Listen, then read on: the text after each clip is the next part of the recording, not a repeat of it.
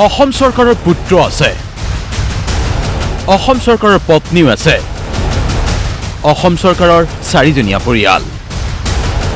শুনিবলৈ আচৰিত লাগিলেও এয়াই সত্য। পঞ্চায়তৰ ভোটৰ তালিকাত লক্ষী চৰকাৰৰ স্বামী আসাম চৰকাৰ, একেদৰে ডালিয়া চৰকাৰৰ পিতৃ অসম চৰকাৰ, প্ৰসেনজিৎ চৰকাৰৰ পিতৃ আসাম চৰকাৰ। অসম চৰকাৰৰ 4জনীয়া পৰিয়ালৰ কথা কৈছে ছিদ্দিক আহমেদে। ছিদ্দিক আহমেদ মানে বিধায়ক ছিদ্দিক আহমেদ।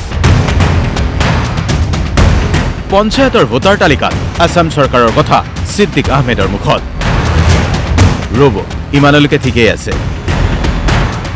এজন ভোটাৰ, তাৰ নাম হ'ল লক্ষী চৰকাৰ, তাৰ হাজবেণ্ডৰ নাম দিছে আসাম চৰকাৰ, তাৰ ল'ৰাৰ নাম কিবা বেলেগ চৰকাৰ আপোনালোকে চাব, তাৰ মানে ফাদাৰৰ নাম আসাম চৰকাৰ।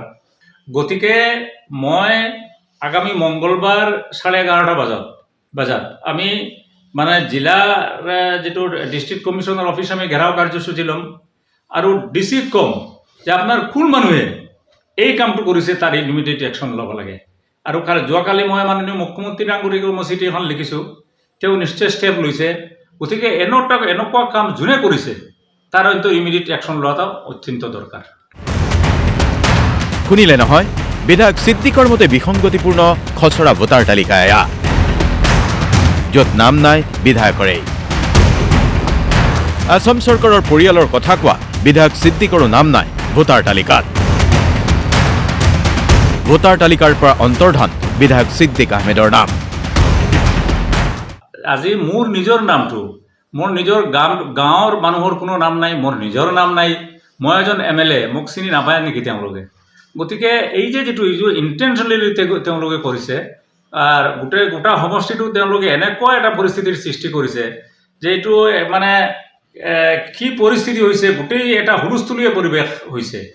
কিন্তু এই যে কৰিমগঞ্জৰ যিটো অৱস্থা, কৰিমগঞ্জ কোনে কাৰ আঙুল হিলনে এই কামটো হৈ আছে মই গম নাপাওঁ। বিসংগতি ইমানতেই শেষ হোৱা নাই। চৰকাৰী নিয়ম মতে এটা ৱাৰ্ডৰ ভোটাৰ অতিকমে 1500 বা 1500ৰ ভিতৰত হ'ব লাগে। কিন্তু শ্ৰীভূমি জিলাৰ এটা ৱাৰ্ডত আছে 1জন, 6জন আৰু 32জন ভোটাৰ, আৰু তেওঁলোকক লৈ একোটা ৱাৰ্ড সৃষ্টি কৰা হৈছে। এনে ভোটাৰ তালিকা বিসংগতিৰ আঁৰত বিজেপিৰ স্থানীয় নেতা জড়িত থকাৰ গুৰুতৰ অভিযোগ আনিছে বিধায়ক ছিদ্দিক আহমেদে। কৰিমগঞ্জৰ পৰা শীৰ্ষেন্দু চি ৰিপৰ্ট, DY 365।